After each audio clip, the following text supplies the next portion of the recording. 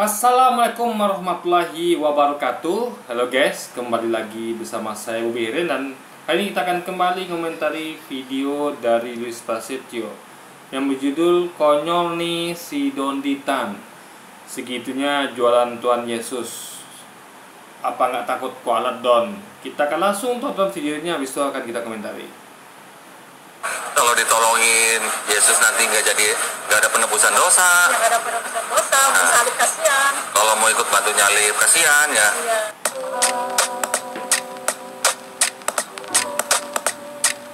Assalamualaikum, selamat datang kembali di channel ini. Balik lagi dengan saya Luis Prasetyo di sini. Kali ini saya akan membahas soal pengajaran dari Don Ditan, yang mana dia memakai ilmu yang aneh, guys.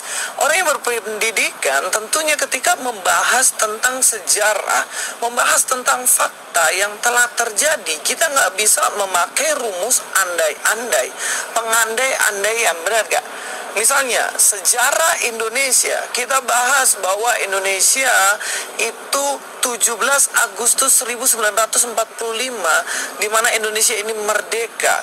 Dan di situ kan tentunya ada fakta banyak ya, di mana Bung Karno diculik, kemudian para pemuda mendesak untuk memproklamasikan kemerdekaan Indonesia. Kemudian kita memakai rumus andai-andai, kemudian kita mengatakan, gimana ya andai kata Pak Karno ini dia tidak diculik, andai kata Pak Karno nggak didesak para pemuda, andai kata Pak Karno tidak menyampaikan proklamasi, bisa nggak kita pakai rumus itu? Ya jelas nggak bisa. Justru kita akan memakai rumus faktanya. Kita akan berbicara mengenai faktanya. 1945, 17 Agustus, Bung Karno memproklamasikan kemerdekaan Indonesia ini. Oke guys, ya ini saya bahas dulu ya. Bentar, Luis ini nggak ngerti dia apa itu fakta sejarah ya, nggak paham loh guys ya. Gini, sejarah itu adalah sesuatu yang jadi di masa lampau ya, dan itu nggak semua orang sepakat dengan satu versi sejarah ya, itu perlu dipahami. Ada yang sepakat dengan satu versi sejarah, ada yang tidak ya. Contoh kayak sejarah Soekarno memproklamasi masihkan kemerdekaan, mungkin semua orang, hampir semua orang itu setuju, cocok, tidak ada perbedaan sejarah situ. Nah, cuman ada sejarah lain, contohnya kayak seputar gerakan 30 September SPKI ya. Nah, itu berbagai versi sejarah. Ada yang mengatakan itu dalangnya PKI, ada yang mengatakan itu dalangnya Soekarno, ada yang mengatakan dalangnya itu adalah Soeharto, ya kan? Nah, bahkan ada yang mengatakan bahwa itu adalah hanyalah konflik internal angkatan darat. Nah, itu kan ada berbagai macam versi. Lalu umat Islam, TNI dan kaum nasionalis menganggap mereka adalah korban dari kebiadaban PKI. Tapi PKI justru menganggap sebaliknya, bahwa mereka lah korban dari pemerintah waktu itu, lalu umat Islam, TNI dan juga kaum nasionalis. Nah, jadi ada saatnya sejarah itu menjadi ada banyak persepsi, opini di dalamnya. Nah, lalu bagaimana bisa katakan itu fakta? Ya kan? Nah, ini untuk kasus-kasus seperti ini ya, misalnya kayak yang mengatakan itu dalangnya ada PKI, lalu ada yang mengatakan dalangnya adalah Soekarno, lalu ada yang mengatakan dalangnya Soeharto, bahkan itu adalah dari internal angkatan darat. Nah, itu kan perlu kita memakai metodologi andai-andai ya. Jadi andai Soeharto dalangnya, berarti begini seharusnya kejadiannya. Nah, gimana kalau andai Soekarno dalangnya, berarti begini harusnya. Gimana kalau andai PKI dalangnya, berarti begini seharusnya. Kan itu adalah rumusan andai-andai, adalah untuk menentukan kedekatan antara antara apa yang kita tuduhkan dengan urutan kronologinya guys, dan juga mengenai motif dan apapun kejadian pada saat itu gitu loh. Jadi andai-andai ini adalah ilmu penting ya untuk membayangkan ya, bahwa ini kalau ini yang diyakini, berarti kita harus memakai dihubungkan dengan dengan timeline dan segala macam yang ada pada waktu itu. Nah, itu yang harus dia pahami. Contoh kayak masalah penyaliban Yesus. Nah itu kan ada banyak versi, bukan banyak versi, ada beberapa versi ya. Contoh sejarah di Quran mengatakan bahwa Yesus tidak salib. Nah, bahkan di Alkitab itu dikatakan dia disalib, ya kan? Nah, lalu bahkan di Alkitab itu ya, kalau Anda teliti ya, itu ada kontradiksi, ya, kontradiksi.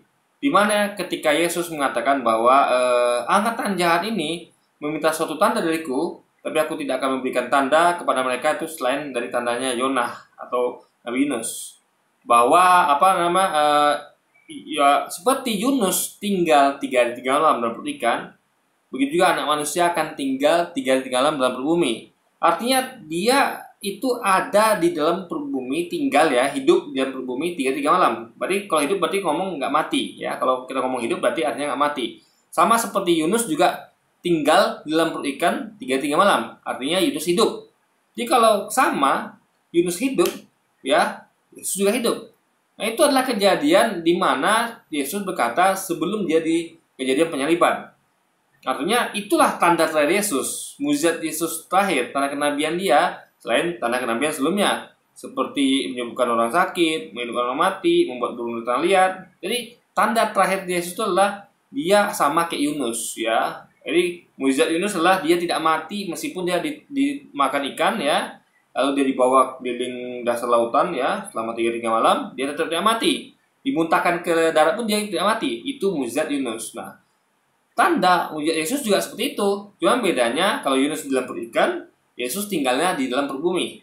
Artinya dia tidak mati, artinya dia disembunyikan di dalam perut bumi. Nah, itu adalah pas dengan timeline ya atau kejadian penyaliban rentang waktunya.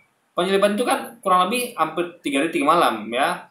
Kalau saya nggak salah itu ya, saya lupa ingat itu apakah di salibnya Jumat ya atau hari apa saya lupa guys ya. Tapi antara anggaplah Jumat ya, Jumat ke Minggu itu kan kurang lebih kan 3 hari 3 malam ya, mungkin kurang sedikit lah gitu kan. Nah, jadi waktu itu kalau kita teliti, kalau andai Yesus tidak salib, artinya dia di mana?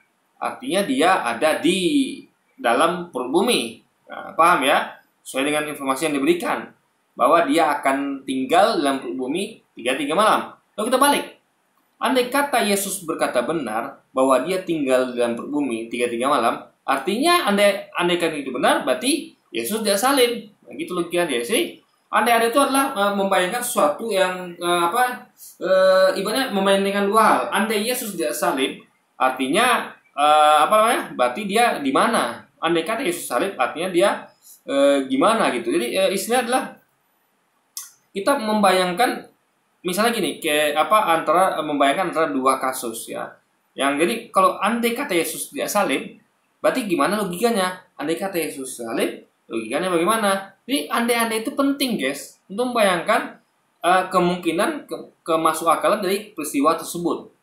Ada dua peristiwa berbeda, kita harus andai membayangkan. Jadi bisa gini, contoh ya kayak di Pelikampang kayak masa PKI tahun 65. Ini gini, andai Soekarno adalah pelakunya, kita bayangkan nih ya, coba anda bayangkan, andai Soekarno pelakunya, ya kan? Tapi kenapa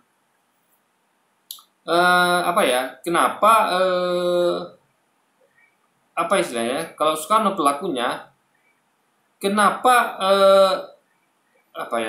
kalau Soekarno pelakunya, kenapa dia hendak menyingkirkan para jenderal? Padahal dia kan adalah presiden pada waktu itu, gitu kan? Bukan kayak gitu ya. Kalau Soekarno ada pelakunya, bagusnya ya? Intinya Anda mempertanyakan kalau Soekarno pelakunya berarti masuk akal apa tidak gitu. Nah, kalau Soekarno pelakunya artinya Kalau Soekarno pelakunya, gila guys, gampangnya kita bawakan dulu ke yang lain ya, biar gampang. Nah, kalau Soeharto pelakunya, kalau Soeharto dalangnya ya kan, kenapa Soeharto itu tidak istilahnya adalah kenapa Soeharto itu tidak tidak dituduh oleh misalnya kayak Nasution. Nasution itu meyakini bahwa PKI dalangnya, ya kan? Nah, jadi harusnya kan kalau kan yang salah satu calon korban adalah Nasution, yang tahu waktu itu kan masa Nasution. Tapi Nasution tidak pernah mengarahkan tuduhan kepada Soeharto. Jadi kalau memang itu Soeharto dalangnya, kenapa Nasution tidak nuduh Soeharto? Jadi Nasution malah nuduh Aidit gitu kan, dan PKI. Nah, karena Nasution kan orang yang ditarget, tentu dia tahu ya, karena dia lolos penculikan, dia tahu. Jadi kenapa bukan Soeharto dalangnya gitu guys? Atau misalnya andai kata dalangnya adalah misalnya adalah karena itu adalah peristiwa itu adalah dalangnya karena konflik internal Angkatan Darat, lalu kenapa ada anggota Gerwani ya, anggota PKI yang ada di Luang Buaya. Jadi andai-andai itu gunanya adalah untuk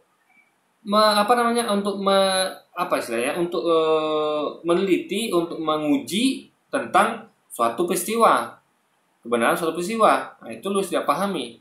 Nah, sama misalnya kayak jadi misalnya gini ya, contoh ya. Jadi ini pertanyaan adalah kenapa berandai-andai kalau Yesus disalib apa tidak salib. Nah, jadi gini, contoh kayak misalnya andai kalau kita ngomong andai Yesus salib, artinya kan tentu ada suatu hal terjadi, misalnya gini ya. Kan kita tahu ya, menurut orang-orang ini ya, menurut orang Kristen ini adalah Yesus salib untuk menembus dosa. Nah, jadi kita bayangkan ya, Anda tahu ya, kisah seperti ini ya, itu mirip dengan beberapa kisah yang sering kita dengar. Contoh di beberapa film ya, misalnya ini kita sebut sebagai tumbal ya, tumbal. Misalnya gini, Anda tahu nggak? Ada beberapa kisah itu, saya nonton film, saya baca buku gitu kan. Ini misalnya kayak gini ya. Ada dewa atau penguasa apa lah gitu kan, penguasa laut, dia minta tumbal. Ya. Jadi dia misalnya diminta misalnya dia minta gadis muda yang masih perawan atau anak yang masih suci yang belum dosa untuk dibunuh, dipersembahkan untuk dirinya agar semuanya itu selamat. Paham ya? Ada pernah dengar kisah seperti itu nggak? Jadi jadi penguasa yang goib ya atau dewa itu mencari tumbal dari manusia ya, agar dia itu mengampuni semua manusia lainnya. Jadi cukup memberikan tumbal anak kecil itu atau seseorang itu. Nah, jadi kan itu kan orang-orang ya yang takut ya, kalau anak ini tidak ditumbalkan, mereka akan yang akan diserang atau ibaratnya dihancurkan lah gitu kan, dihancurkan gitu. Makanya mereka tuh mau untuk menumbalkan orang ini ya. Anda tahu lah kisah-kisah itu kan. Nah, jadi maksudnya gini loh, kita menguji apakah ini masuk akal gitu kan. Jadi kan misalnya kita harus uji nih, apa benar ya itu dewa, kok dewa itu minta tumbal untuk selamatkan semua gitu. Ini masuk akal apa tidak gitu loh. Nah, maka kita uji dengan cara apa? Jadi gini, jadi kita sebagai manusia ya melihat hal itu, kita tahu nih, anak itu adalah tumbal untuk kita semua. Ibaratnya dengan anak itu dibunuh ya. Ada sering lah, kalau ada main game juga Anda bakal tahu kisah-kisah seperti itu, banyak contohnya kan. Yang memang itu adalah cerita buatan gitu kan. Tapi kan kita perlu uji juga gitu. Dan ini masuk akal dalam artian dalam artian untuk menguji apakah yang menyuruh itu menumbalkan itu adalah Tuhan apa bukan gitu kan, atau memang betul dewa yang baik apa tidak. Jadi logika kita akan diuji. Jadi kita perlu mempertanyakan ya, kalau sana itu memang adalah dewa yang benar gitu kan, atau Tuhan yang benar yang nyuruh menumbalkan orang ini, yang manusia ini satu ini ya, untuk menyelamatkan semua manusia lainnya. Jadi diuji dengan cara apa? Apakah kita tuh apakah kita akan membiarkan ya? Karena kita tahu dia tumbal untuk kita semua. Dengan dia terbunuh, kita tidak akan kenapa-kenapa. Karena dia jadi tumbal kita gitu kan. Nah, jadi tumbalnya. Yang kedua, tentu rasa kemanusiaannya tidak bisa menerima ada orang yang punya hati ya. Melihat ada orang yang ditumbalkan ya, mau dibunuh tapi dia diam saja. Walaupun itu untuk kita semua gitu kan, keselamatan kita semua. Nah, jadi ada pembelakangan batin antara Anda itu membiarkan karena Anda tahu ya dialah tumbal untuk kita semua gitu kan, atau yang kedua Anda tidak rela, tidak sampai hati, nggak tega melihat orang dibunuh jadi tumbal gitu kan. Nah, ya apakah Anda akan selamatkan atau biarkan gitu loh guys. Nah itu kan perlu hal seperti itu ya. Dia bisa gini, kayak ada Tuhan meminta tumbal ya. Aku pokoknya aku akan menumbalkan siapa misalnya demi kalian semua. Masuk akal tidak gitu kan? Nah, jadi dan juga gini misalnya kita perlu andaikan lagi ini. Kalau memang andai itu Tuhan, kenapa dia malah minta tumbal? Kenapa dia menumbalkan seseorang gitu? Kenapa dia tuh kan maha kuasa? Kenapa dia tidak, andai dia memang Tuhan, kenapa dia tidak ampuni saja gitu? Kan dia punya kuasa untuk itu. Ya kan, perlulah melakukan satu kayak menumbalkan seorang gitu kan?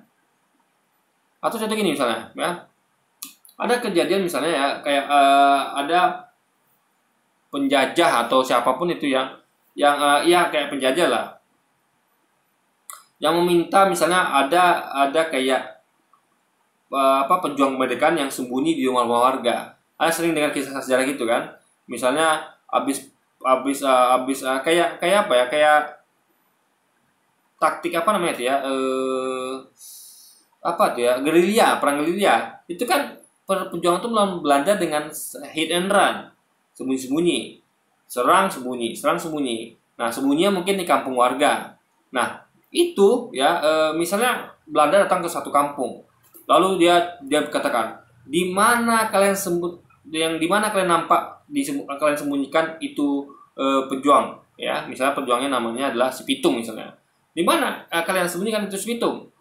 Kalau kalian serahkan itu si Pitung ya, biar kita eksekusi, kita akan hukum mati depan kampung ini. Ya, kalian semua akan selamat. Ya kan? Nah. Jadi keselamatan orang ini bergantung pada diserahkannya sepitung dan eksekusinya sepitung, ya kan? Lalu apakah kita perlu nilai apakah ini orang ini baik apa tidak, ya kan? Ibaratnya kalau penjajahan ini baik, andai kata dia baik, lalu kenapa dia minta tumbal, minta sepitung untuk diserahkan dan dibunuh gitu kan? Oh, dia memang baik. Nah, kalau dia jahat ya itu udah sewajarnya gitu. Karena dia ibaratnya kan kalau dia maha kuasa ya, kalau memang itu penjahat itu adalah orang yang baik, dia akan ampuni. Dalam arti dia tinggal ngampuni saja. Ngapain dia harus menumbalkan seseorang gitu kan? Nah, jadi guys, anda itu perlu ya untuk membayangkan sesuatu yang ada beberapa versi gitu ya, sejarah yang berbeda. Jadi misalnya kayak andai kata Soekarno dalangnya ya, bagaimana ceritanya gitu. Jadi dan sebagainya gitu guys. Jadi paham ya, andai kata itu adalah suatu hal logik di mana untuk menguji dari kebenaran peristiwa sejarah ya. Jadi gini loh ya, nggak semua sejarah itu satu versi, nggak semua sejarah. Ada yang beberapa versi. Nah, itu kita perlu mengenai andai ya. Ya, misalnya kayak apa lagi ya? Kayak sejarah apa ya?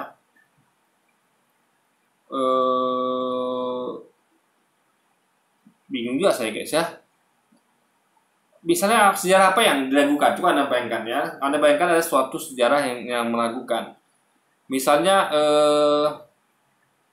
ya kisah itulah yang Yesusnya bergampang ya. Misalnya dalam sejarah dikatakan ya, anggaplah kita tuh sejarah gitu kan, sejarah ya bisa benar bisa salah karena kan diuji dulu gitu kan. Nah, anggaplah dalam sejarah Alkitab itu dikatakan bahwa ada Tuhan yang mau numbalkan anaknya demi menghapus seluruh dosa manusia. Jadi anaknya tuh atau dirinya sendiri itu jadi tumbal demi semua manusia. Nah, kita perlu mengandai-andai kalau itu benar, masuk akal tidak? Kan gitu. Nah, maka diuji. Nah, kalau itu andai itu masuk akal, nah maka harusnya harusnya itu harusnya kan yang masuk akal itu adalah Tuhan itu kan tidak perlu menyumbangkan siapa-siapa. Dia kan punya kemampuan untuk maafkan. Dia tinggal maafkan ini selesai gitu kan. Nah, tapi kalau andai dia memakai tumbal, artinya Anda sebagai manusia itu rela nggak ada orang yang menggantikan posisi Anda? Ya, rela nggak? Contoh misalnya gini, kayak contoh, Anda tahu waktu kejadian Nasution, Jenderal Nasution ketika ada diculik PKI. Nah, itu kan yang diambil adalah Pierre Tandian, tadi ajudannya, ya kan? Atau anaknya, ya, anaknya yang terbunuh ditembak sama komplotan penculik kan? Nah, jadi andai kata misalnya nih,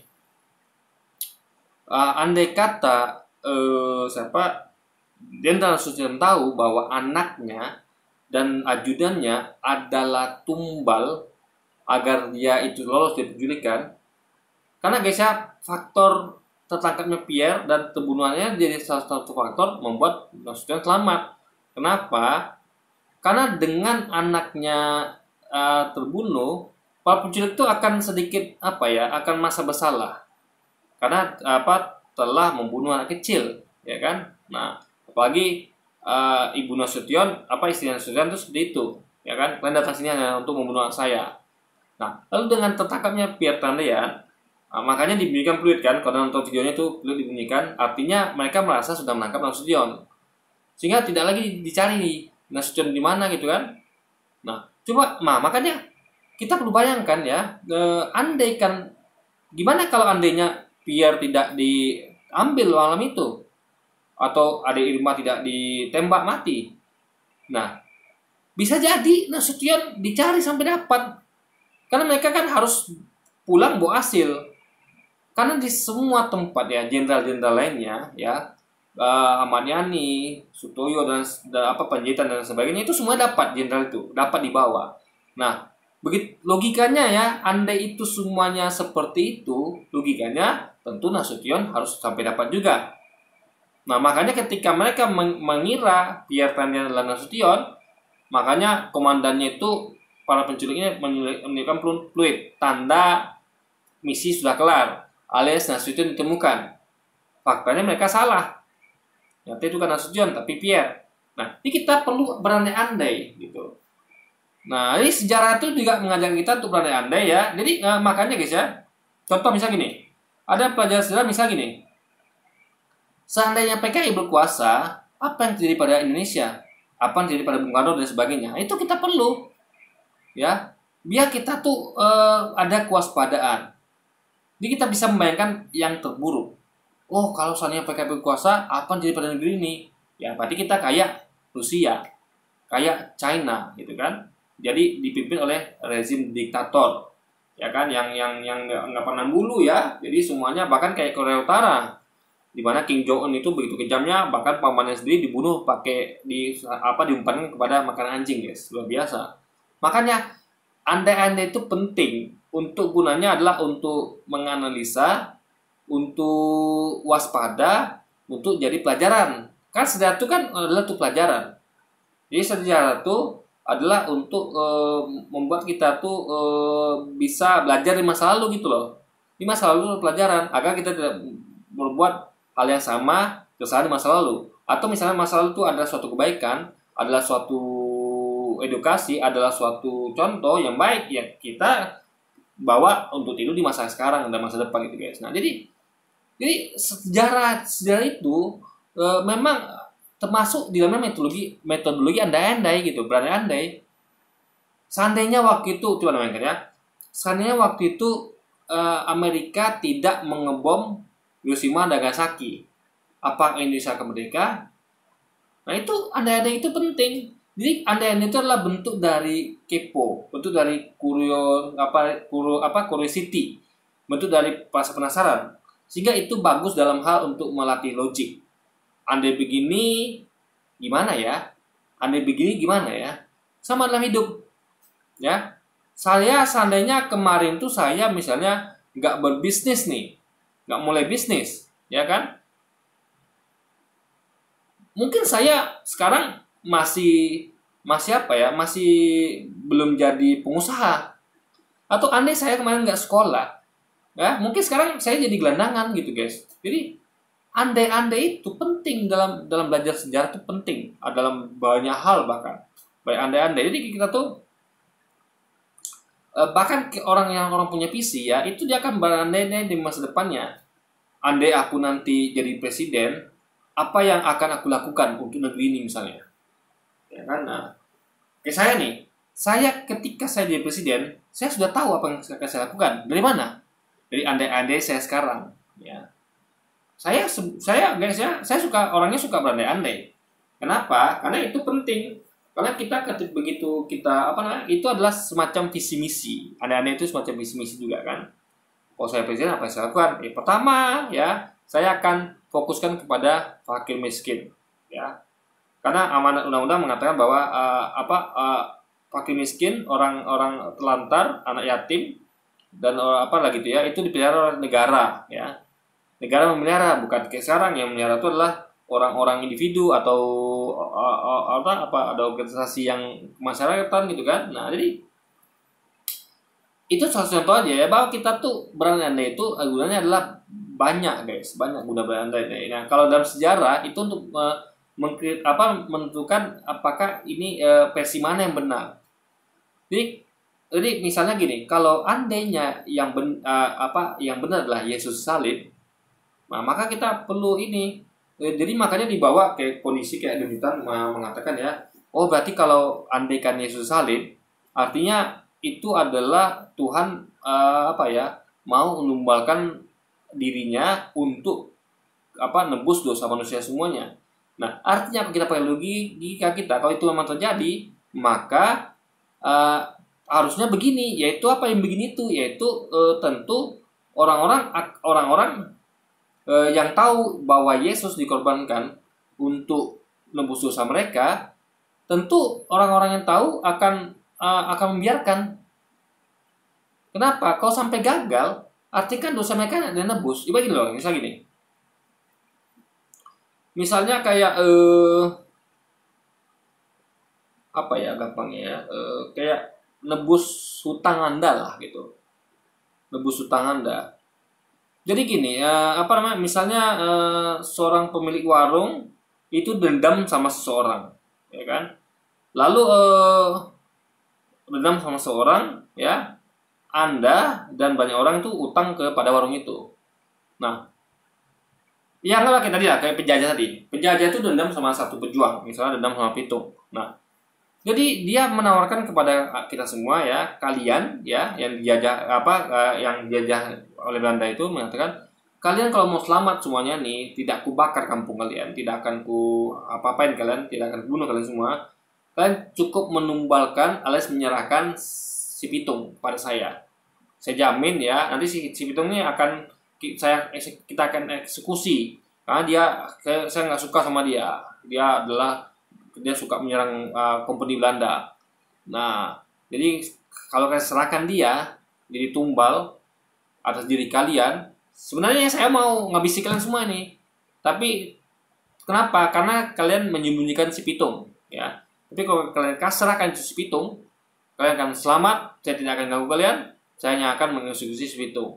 Karena tujuan saya yang saya cari adalah si Pitung, bukan kalian. Nah, warga-warga kampung situ yang tahu bahwa keselamatan mereka tergantung pada diserahkannya si Pitung, dibunuhnya si Pitung oleh kompeni Belanda, apakah mereka akan ada dalam dilema? Andai itu terjadi, artinya warga kampung akan ada dalam dilema. Apakah mereka akan menyerahkan atau tidak?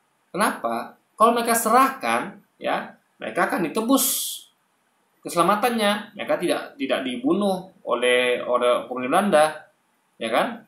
Tapi kalau mereka tidak serahkan itu si Pitung, mereka akan dihabisi, gitu kan? Akan dibunuh oleh Belanda. Nah, mereka pilih mana? Andai itu terjadi benar, coba Anda bayangkan. Nah, ini penting untuk untuk mengetahui apakah ini masuk akal apa tidak. Dalam artian kalau itu Tuhan, masa dia memerintahkan seperti itu? Perlu ada penebusan dosa untuk semuanya gitu kan? Nah, jadi apa ya? Lalu ada pun dilema, kalau Anda serahkan itu pitung, artinya Anda tega menyerahkan si pitung untuk jadi tumbal untuk keselamatan Anda semua? Apa Anda tega? Nah, jadi orang-orang mungkin sebagian ada yang tega, dia akan serahkan itu pitung, lalu mereka selamat. Tapi orang-orang nggak tega, dia akan bantu si pitung untuk lari pitung. Kamu dicari mau beli Belanda. Biarlah kita yang dihabisi. Yang penting pitungnya selamat. Atau kita berusaha setelah melakukan si pitung, kita juga lari. Jadi ini anda itu penting untuk mengasah logika kita gitu, untuk menganalisa suatu peristiwa. Karena nggak semua sejarah itu satu versi gitu loh. Ini untuk sejarah yang beda versi itu perlu diuji. Andaikan sejarah ini begini, berarti harusnya begini. Kalau sejarahnya begitu, artinya begini atau begitu gitu guys. Jadi aneh-aneh itu penting dalam menganalisa sejarah gitu. Ya, Lewis nggak ngerti di antara metode logi itu guys. Nah, kita langsung nonton videonya ya, yang mana Donditan ini memakai rumus andai-andai. Kristen. Dulu Kristen kan berarti kan percaya kalau Yesus mati di kayu salib buat tebus dosa. Berarti kan dulu. Seandainya masih Kristen nih seandainya. Kalau misalnya Adam nih, masih sebagai orang Kristen, misalnya. Alhamdulillah ya, misalnya. Oke. Sekarang ibarat kalau nih, jika seandainya nih, ya, seandainya baterai ini bisa kembali atau datang ke masa sebelum Yesus disalib nih.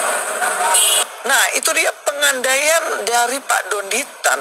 Dan kalau Anda, Pak Donditan, adalah seorang yang berpendidikan, tentunya Anda tidak akan memakai. Justru orang pendidikan tuh memakai metodologi seperti itu. Itu namanya tesis ya. Seandainya begini, contoh misalnya gini ya. Contoh. Lu tahu nggak? Saya kasih banyak contoh nih guys ya. Perbandingan biar dia paham. Misalnya tukang bengkel ya. Itu guys ya, di banyak bidang itu andai-andai itu penting sekali. Tukang bengkel ya. Dia mau menganalisa mobil atau motor yang rusak. Nah, jadi dia cek-cek semua itu kan. Cek businya, cek perapiannya, cek apanya gitu, aki segala macam. Nah, dia akan mengecek dan dia akan pasti akan berandai-andai. Dia akan seperti ini ya. Misalnya andai businya rusak, maka ininya nggak nyala. Atau andai businya rusak, tandanya seperti ini gitu loh. Ini tanda andai busi rusak.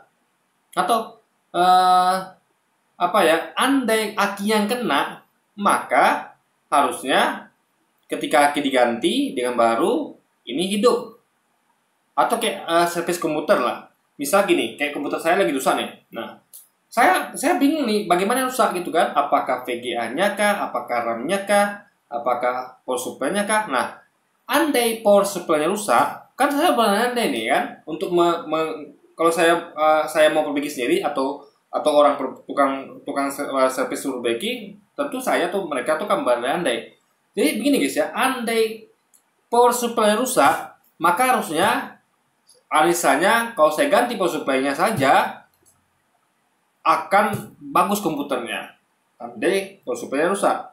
Tapi andai power supply-nya nggak rusak, ya artinya ketika saya ganti power supply-nya percuma. Atau gini, andai power supply-nya rusak, yang nggak rusak, jadi ketika saya ganti power supply-nya yang nggak ngaruh, karena bukan itu yang rusak gitu loh. Nah, sekarang lagi, andai VGA-nya rusak, artinya kalau saya coba ganti VGA baru, lalu dia nyala, artinya memang VGA-nya rusak. Paham ya? Tapi kalau andai VGA-nya nggak rusak, artinya, ya kan, kalau saya coba ganti VGA lain yang baru, tetap nggak hidup. Berarti bukan VGA-nya rusak. Paham ya logika itu? Jadi andai-andai itu penting gitu loh guys. Untuk menganalisa banyak hal. Lewis nggak ngerti itu, ya kan? Jadi bagaimana bisa Anda tuh mencari solusi atau menemukan titik terang kalau Anda tidak berandai? Contoh kayak di kasus Ferdy Sambo nih, ya, misalnya gini. Andai memang Putri cendrawati itu diperkosa, misal dilecehkan, ya kan? Maka harusnya Komarudin tidak sebegitunya, ya kan, untuk membantah itu. Nah, atau misalnya seandainya Putri memang ikut menembak, ya kan, seharusnya ada Baradae memberikan kesaksian itu, gitu loh. Jadi guys, andai-andai itu penting, andai-andai itu ya. Jadi lu sih nggak ngerti betapa pentingnya berandai-andai dalam menentukan suatu kebenaran gitu, ya kan? Nah, andai Yesus Tuhan, maka harusnya begini. Jadi andai Yesus Tuhan, harusnya kan dia tidak bisa mati, dia tidak dilahirkan, dia tidak butuh makan minum, dia seharusnya dia tahu kapan kiamat. Nah, andai itu penting. Jadi kalau Anda tidak berandai-andai, Anda percaya gitu saja. Dia tidak pernah mempertanyakan suatu. Jadi misalnya Yesus Tuhan, ya sudah Yesus Tuhan. Tapi kalau orang yang berandai-andai, dia akan berpikir ya, berandai-andai. Kalau seandainya Yesus Tuhan, lalu kenapa dia butuh makan dan minum? Kenapa dia butuh? Jadi itu kan membuat kita kepo, guys. Andai-andai itu kan membuat kita kepo. Jadi kita tuh nggak percaya itu saja pada suatu yang disampaikan. Makanya ketika apalagi sejarah ya, sejarah itu bukan kita bilang fakta, enggak. Karena sejarah itu adalah suatu yang dari masa lampau dan itu dituliskan oleh orang-orang ya, atau ada saksi gitu. Jadi nggak bisa dikatakan fakta ya. Karena apalagi yang ada berbeda versi gitu kan. Jadi saksi mata A mengatakan begini, saksi mata B mengatakan begini. Misalnya ada beberapa kasus sejarah yang berbeda.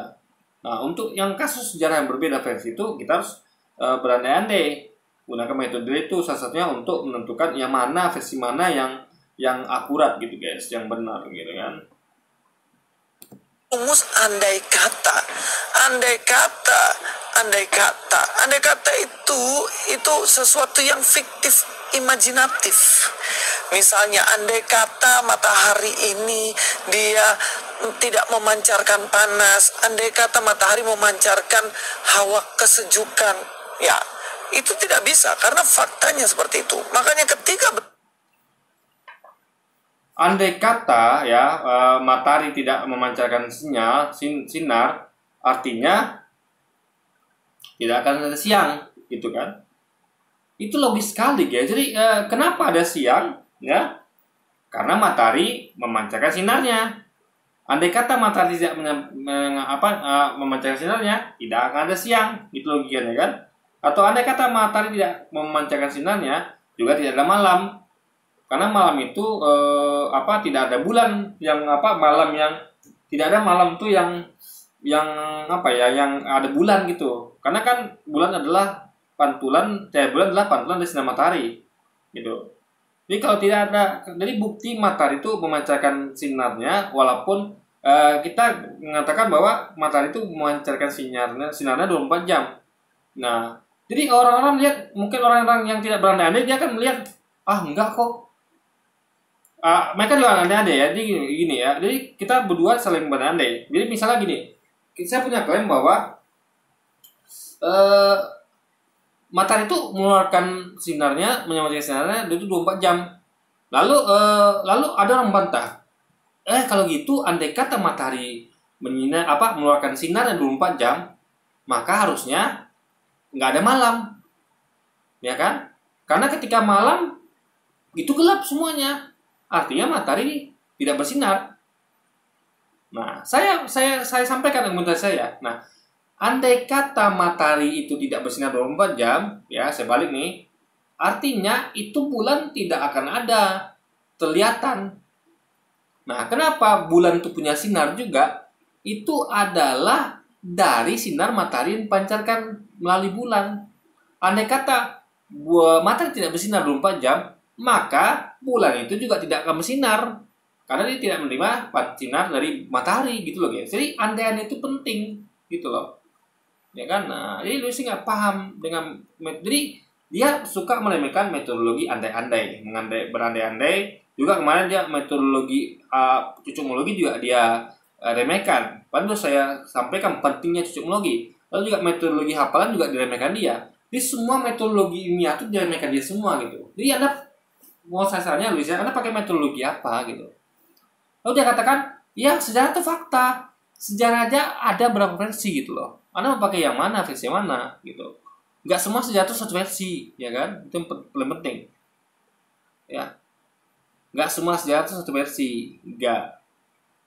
Bahkan misalnya kayak sejarah Indonesia versi Belanda, ya para pejuang telah pemberontak, teroris, radikal. Tapi versi kita justru Belanda lah yang begitu gitu. Jadi Anda mau pakai versi sejarah yang mana? Makanya kita perlu berandai-andai.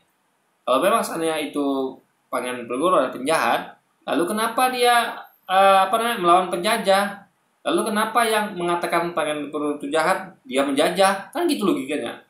Berandai-andai itu penting untuk menganalisa suatu tuh meyakinkan apa tidak gitu guys, benar apa tidak gitu kan. Berbicara mengenai Yesus Kristus, dia disalibkan apa enggak, kita hanya bisa memakai rumus faktanya Yesus disalibkan. Yang terpenting adalah kita mencari apakah Yesus ini benar-benar disalibkan apa enggak. Jadi faktanya adalah Yesus salib. Guys, ini adalah bukan metodologi ilmiah ya, tapi metodologi metodologi iman buta. Jadi yang penting aku percayanya Yesus salib. Itu namanya metodologi iman buta. Ya kan? Nah, metodologi itu adalah banyak ya, ada berandai-andai, ada sosiologi, ada dengan hafalan dan segala macam gitu. Jadi enggak faktanya Yesus salib. Itu bukan metodologi namanya. Itu namanya egoisme. Jadi kita tuh berpegang pada keinginan sendiri. Pokoknya Yesus mati salib udah gitu. Itu fakta sejarah. Padahal yang mau sejarah ngomong begitu harus dites, harus diandai-andaikan, harus dicocokologi dengan yang lainnya gitu. Nah, bagaimana kalau saya yang begitu saya balikkan ke saya nih, ya kan? Fakta sejarah dalam Al-Quran Yesus nggak salib gimana coba? Ya akan ketemu. Jadi kita mengatakan fakta sejarah di Quran itu adalah Yesus nggak salib. Luis berpegangan bahwa fakta sejarah di Alkitabiah Yesus salib. Nah, kita dapat info dari Tuhan langsung, dari Allah yang Maha Tahu. Ingat ya, dalilnya tuh Tuhan tuh Maha Tahu. Dia tahu segalanya. Nah, dalil dia itu dari Alkitab, itu informasi dari manusia, dari sejarah manusia yang nggak Maha Tahu, yang punya kecacatan, nggak sempurna manusia itu guys, nggak Maha Tahu. Nah, padahal Quran itu menyampaikan bahwa yang satu adalah bukan Yesus tapi diserupakan, orang yang diserupakan dengan dia. Nah, logika kita ya, andai Quran benar bahwa itu adalah orang yang bukan Yesus tapi diserupakan dengan dia, artinya kalau itu benar Quran ya, andai itu benar, berarti yang satu itu adalah orang yang mirip Yesus tapi bukan Yesus. Nah, sehingga orang-orang yang waktu itu melihat itu seperti Yesus, ya mereka anggap itu Yesus. Padahal bukan, tapi hanya orang yang diserupakan. Kan begitu logikanya. Jadi kalau andai Quran benar, kan begitu harusnya. Jadi itu gunanya andai. Nah, tapi kalau misalnya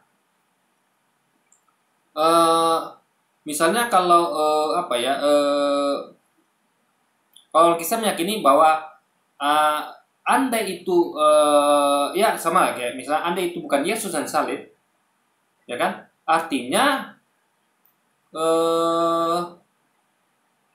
berarti orang itu salah lihat dong, gitu kan? Misalnya orang-orang yang itu salah lihat dong. Nah, tapi kita kan punya jawabannya, enggak, mereka nggak salah lihat. Mereka memang melihat itu Yesus salib, tapi bukan Yesus, tapi yang diserupakan. Karena kalau Tuhan sudah mau berkehendak untuk menyerupakan sesuatu itu sama, ya kan terjadi. Contoh anak kembar. Ada misalnya kayak di Cina tuh ada orang 6 kali saya tangkap bisa. Saya tangkap karena dia tuh mirip sama residivis yang lari dari tahanan, dari penjara. 6 kali saya tangkap, Tuhan mainkan ya. 6 kali saya tangkap. Jadi guysnya semua hal itu. Jadi kalau andai di Cina itu aja begitu kejadiannya, ya kan, sampai 6 kali saya tangkap, begitu juga artinya bisa jadi namanya Yesus juga seperti itu kejadiannya. Mereka salah tangkap, mereka kira mereka menangkap orang yang mereka duga Yesus, padahal tidak gitu, karena ada kejadian di Cina seperti itu guys. Nah, jadi kita tuh perlu berandai gunanya untuk membandingkan agar semakin tinggi tingkat akurasi dari cerita sejarah itu guys, dan apapun itu gitu kan. Harus kita cari fakta dari mana? Fakta dalam Alkitab.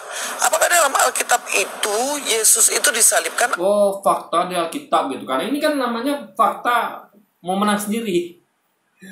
Itulah guys ya, kalau orang nih mau menang sendiri itu gitu. Faktanya harus dari Alkitab gitu kan. Jadi fakta di Quran tuh nggak diambil itu. Ingat ya, Quran versus Bible. Quran itu adalah fakta dari Tuhan langsung, informasi dari Tuhan yang Maha Tahu. Sedangkan fakta dari Bible itu adalah cerita sejarah manusia. Itu kalau di Islam itu sekelas hadis ya. Hadis itu adalah cerita sejarah manusia yang mana bahkan kita klasifikasikan mana yang sahih, mana yang mutawatir, mana yang lemah, bahkan palsu. Kita klasifikasikan ya. Kita nggak katakan itu fakta. Nggak, kenapa? Karena ada banyak sekali kelebihan dan kekurangannya masing-masing. Karena namanya manusia ya. Manusia cerita sejarah tuh guys, bisa jadi dia lupa, bisa jadi dia salah lihat, bisa jadi dia tuh dan segala macamnya gitu. Nah, jadi Anda tinggal bandingkan fakta dari infonya dari Tuhan atau dari manusia guys. Nah, jadi intinya adalah kita tuh harus berandai-andai untuk jangan kalau logisnya adalah metodologinya adalah mau menang sendiri. Pokoknya sejarah dari Alkitab. Nah, kalau begini ya cara dia ya. Bagaimana kalau ada orang lain? Misalnya contoh, ada suatu agama tertentu ya. Kita anggaplah di luar 5 agama ini anggap. Jadi misalnya kayak agama penyembah setan. Ya kan? Nah, agama penyembah setan, nah mungkin dia berbeda dengan kita. Atau agama penyembah iblis. Nah, sejarah Quran, iblis itu adalah adalah jin yang membangkang kepada Allah, disuruh Adam tidak mau. Itu adalah iblis gitu kan. Nah, itu sejarah Quran. Dan kita mungkin kurang lebih sama. Nah, tapi ada agama penyembah iblis misalnya. Mereka mengatakan bahwa iblis itu adalah Tuhan itu sendiri. Lalu bisa nggak penyembah iblis mengatakan ya, faktanya sejarah itu adalah lihat dari kitab suci kami. Kitab penyembah iblis, coba bisa begitu? Nggak bisa. Metodologi menang sendiri itu nggak bisa. Kalau gitu sistemnya Lewis, maka umat Islam juga akan memakai cara begitu juga. Faktanya di mana? Di Quran. Kalau gitu umat penyembah iblis juga berkata faktanya adalah di buku dari kitab penyembah iblis. Kan nggak begitu guys. Itu namanya metodologi menang sendiri namanya kan. Nah makanya ya kita bahas hadis pun ya, kita mengklasifikasikan hadis itu karena kita teliti guys. Mereka nggak teliti. Kalau kita teliti ada klasifikasinya. Oh ini sejarahnya hadisnya ini adalah kurang kuat atau lemah atau ini sahih gitu kan. Kita teliti. Ada klasifikasinya, nggak salah-salah aja guys. Ini tingkat kekuatannya tinggi sejarah Islam gitu kan. Apa enggak? Apakah bukti-bukti dari penulis-penulis zaman itu apakah Yesus ini disalibkan apa enggak? Dan kemudian kita cari secara arkeologinya apakah Yesus ini benar-benar disalibkan apa enggak? Dan inilah yang harus kita cari, bukan andai kata Yesus tidak disalibkan. Coba Anda bayangkan ya, ketika kau menyampaikan bahwa Sabtulah serupakan dengan dia, misalnya ditemukan arkeologi sekalipun, misalnya ditemukan arkeologi misalnya kayak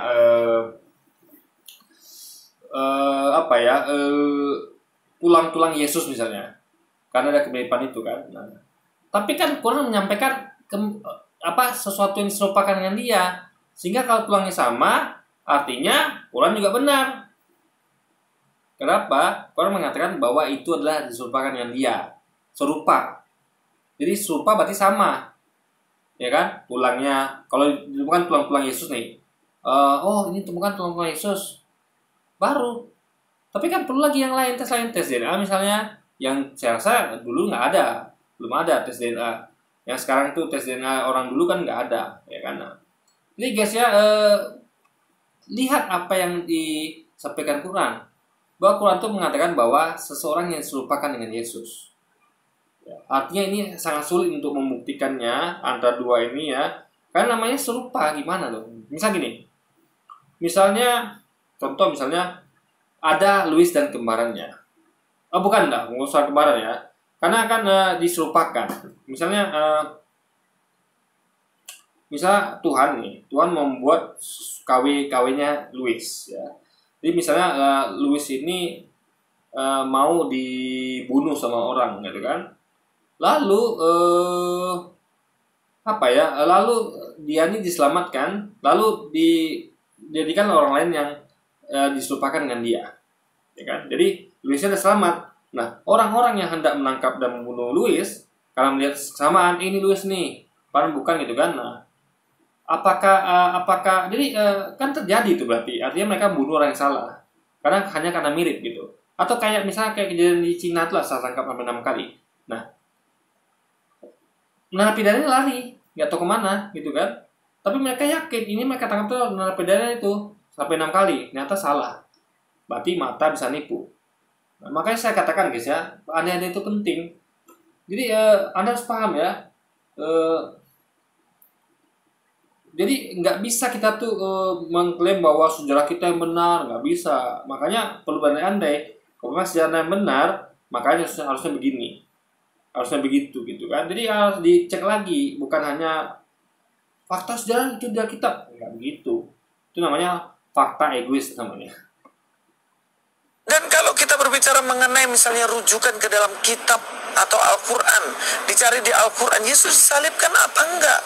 Dan memang dua kitab ini kan bertentangan. Al-Quran bilang Yesus enggak disalibkan, Alkitab bilang Yesus disalibkan. Cari faktanya, bukan memakai apologetika dengan cara mengandai-andaikan. Nah, rumus ini yang pada akhirnya keliru, dan rumus ini yang Jadi gini, kenapa andai-andai? Jadi andaikan Yesus disalib, maka harusnya ya begini. Andai Yesus disalib, maka harusnya begitu. Kan gitu. Lalu kita bandingkan. Andai-andai itu kita bandingkan. Ya kan? Nah, makanya saya katakan ya, andai Yesus itu disalib, ya, artinya adalah kenapa ada Tuhan yang tega melakukan hal seperti itu? Andai Yesus disalib. Lalu itu yang pertama ya. Jadi akan timbul pertanyaan guys, andai Yesus salib, kenapa ada Tuhan yang tega menumbalkan dirinya atau siapapun itu seperti itu.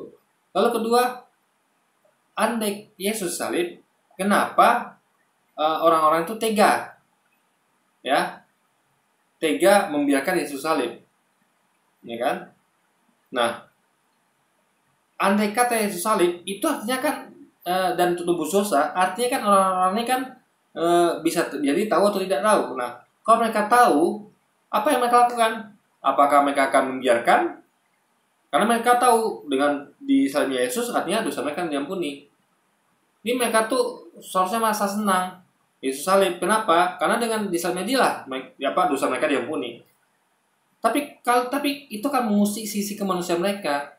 Masa sih ada Tuhan seperti ini yang nggak maha kuasa, yang harus menumbalkan seorang begini untuk mengampuni dosa kita? Apa yang kan seandainya memang Tuhan yang benar, yang maha kuasa, dia kan tinggal maafin saja sudah selesai gitu, nggak perlu menumbalkan siapa-siapa gitu kan? Paham nggak logikanya? Nah, misalnya kayak apa lah ya misalnya,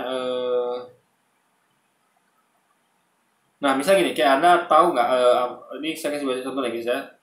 Misalnya ada seorang yang kayak Anda tahu Cell di Dragon Ball ya, di komik Dragon Ball itu ada namanya karakter penjahat namanya Cell. Ya, ini Anda suka nonton atau baca komik Dragon Ball ya. Musuh dari Son Goku dan kawan itu adalah Cell salah satunya. Nah, Cell ini supaya dia bisa tambah lebih kuat, dia perlu menyerap dari orang-orang yang siapa saja gitu. Jadi istilahnya dia numbalkan orang-orang itu, siapapun yang tumbalkannya, ya kan? Bisa teman sendiri bahkan kan, siapapun itu, agar dia lebih kuat lagi guys. Dia perlu tumbal agar lebih kuat lagi. Nah, logikanya, kalau memang dia maha kuasa dari awal, lalu kenapa dia butuh tumbal? Kenapa? Kan dia kan harusnya maha kuasa, nggak perlu itu semua. Jadi dia tuh untuk mengalahkan Son Goku, dia perlu mangsa dulu untuk biar dia tambah kuat. Kalau nggak gitu dia nggak bisa mengalahkan Son Goku gitu kan? Nah, kalau memang kita perlu tanya kan, kalau gitu dia nggak kuat dong. Kok dia masih bisa kalah sama Son Goku kalau tidak ada tumbal gitu kan. Nah sama kayak Tuhan tadi, kok bisa Tuhan itu yang harusnya maha kuasa ngampunkan dosa tanpa perlu tumbal, ini malah butuh tumbal. Nah itu guys, andai-andai itu penting untuk menguji logika kita. Orang yang punya logika akan selalu berandai-andai, ya kan? Akan punya andai-andai. Bisa gini, misalnya saya kehilangan barang, ya kan? Nah, saya kehilangan barang ya. Lalu saya menuduh dua orang, misalnya teman saya dan adik saya misalnya. Nah, maka saya perlu andai-andai di sini. Andai kata adik saya mencuri pada waktu kejadian itu ya, misalnya hilangnya adalah antara tadi pagi sampai tadi siang. Ya, uang saya hilang nih, uang saya dompet hilang antara tadi pagi sama tadi siang. Nah, saya perlu menganalisa kedua orang ini. Andai kata adik saya mencuri, ya, tapi faktanya dia tadi pagi itu nggak di rumah, dia ada di Padang misalnya. Nah, berarti bukan dia pelakunya. Nah, andai kata teman saya ini adalah yang ngambil uang saya, tapi faktanya dia ada di Medan tadi pagi, berarti bukan dia pelakunya. Artinya, ya, andai kata adik saya itu ada di Padang tadi pagi dan teman saya di Medan, artinya bukan mereka berdua lah yang mengambil uang saya. Kan gitu, guys. Itu gunanya andai-andai. Coba kalau Anda tidak berandai-andai, bagaimana Anda akan langsung klaim kamu yang ambil uangnya, kamu ambil uangnya. Makanya perlu berandai-andai untuk menemukan titik temu gitu, ya, ke masuk akalan. Nah, lalu ada orang ketiga misalnya nih. Oh, kalau gitu ini pasti bukan yang ngambil. Ini pasti bukan ini yang ngambil. Pasti bukan adik saya yang ngambil dan pasti bukan teman saya yang ngambil. Karena kalau adik saya ngambil, andaikan dia yang ngambil, tentu dia waktu itu tidak berada di Padang. Andaikan teman saya yang ngambil, artinya kalau gitu harusnya dia tidak di Medan. Artinya ada yang lain yang ngambil. Nah, lalu kita andai-andai lagi nih. Andaikan, berarti kalau andaikan nih uangnya hilang dari pagi, artinya dan di rumah ini, artinya tadi pagi itu ada yang ke rumah ini, atau yang ada yang ke rumah ini tanpa sepengetahuan saya gitu, ya kan? Karena rumah ini kan tadi pagi kosong misalnya, rumah saya ini tadi pagi kosong. Saya misalnya kerja juga gitu kan, nah, cuma saya dapat info memang adik saya di Padang, tempat saya di Medan gitu kan. Berarti ada yang andai kata ini uangnya hilang antara pagi sama siang, artinya ada orang yang ambil uang saya itu dari pagi atau siang tadi, antara pagi sama siang. Nah, lalu saya pikir lagi, oh iya saya ingat saya ada CCTV. Lalu saya cek CCTV, itu pakai andai-andai lagi. Andaikan ini uangnya hilang antara pagi sama siang, artinya saya harus buka CCTV yang merekam kejadian antara pagi sama siang. Coba kalau saya nggak pakai andai, andaikan ini uangnya hilang dari pagi sampai siang, apa yang saya lakukan? Ya saya akan buka semua rekaman CCTV dari tadi malam, dari seminggu lalu, kan kacau guys. Bingung nanti kan? Aduh, padahal kejadian dari pagi. Padahal. Jadi kalau saya pakai metodologi andai-andai, saya akan langsung cepat menemukan rekaman CCTV yang saya butuhkan. Karena saya pakai andai-andai, andai tadi pagi uangnya dicuri sampai siang, artinya saya harus cek CCTV rekaman dari pagi sampai siang. Itu guna andai-andai. Kalau Anda tidak berandai-andai, Anda akan cek CCTV-nya seluruh waktu. Dan itu akan lama banget, guys. Nah, Lewis nggak ngerti dengan metodologi andai-andai itu, gitu loh. Ya kan? Nah, jadi guys ya, metodologi mengandai-andai, cocokologi, hafalan yang dia hina itu sangat berguna sekali. Nah, kalau dia semuanya mencemooh, itu semua metodologi, lalu dia pakai metodologi apa? Rupanya, faktanya dia metodologinya apa? Metodologi egoisme menang sendiri. Mau menang sendiri. Ya, faktanya dia kitab ini. Itu bukan metodologi namanya. Itu namanya metodologi egoisme namanya, guys. Nah, itulah. Ya kan? Jadi orang-orang yang berpikir cerdas itu nggak begitu. Nggak egois. Nggak mau menang sendiri. Dia tidak akan mengatakan bahwa faktanya di Alkitab, fakta di Quran, tanpa diberandai, tanpa dia menggunakan metodologi cosmologi atau metodologi lainnya, guys, itu loh. Ya, itu poin di sini, guys. Pakai oleh Pak Donditan Yang kedua, Pak Donditan kemudian menanyakan, seandainya Yesus ada dan seandainya kamu hidup di zaman Yesus, kamu akan bagaimana? Kamu akan salibkan apa enggak? Kira-kira nih, seandainya Mbak Tri bisa balik ke zaman dulu, ke zaman Yesus mau disalib nih, seandainya ya Mbak ya. Mbak lihat Yesus mau disalib nih.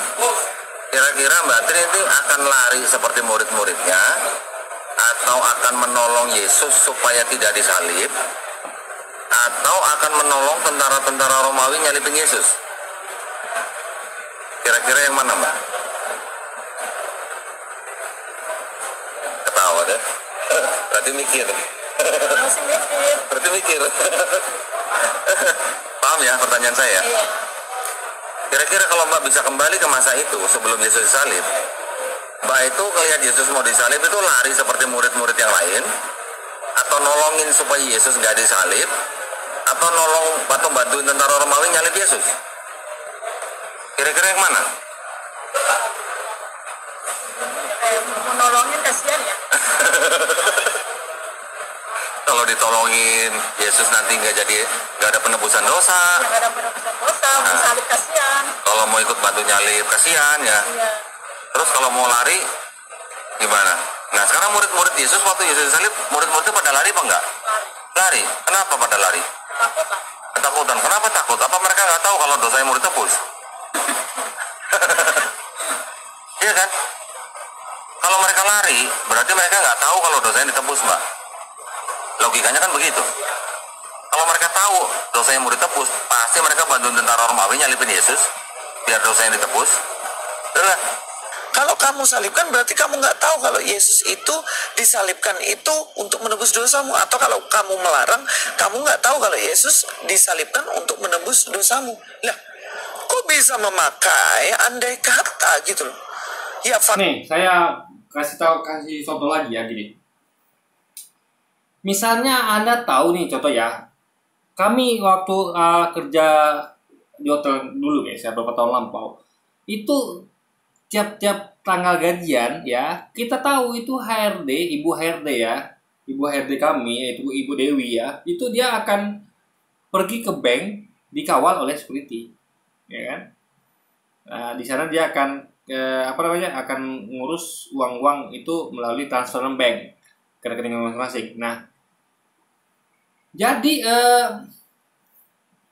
kalau apa yang kami lakukan ya, misalnya gini, misalnya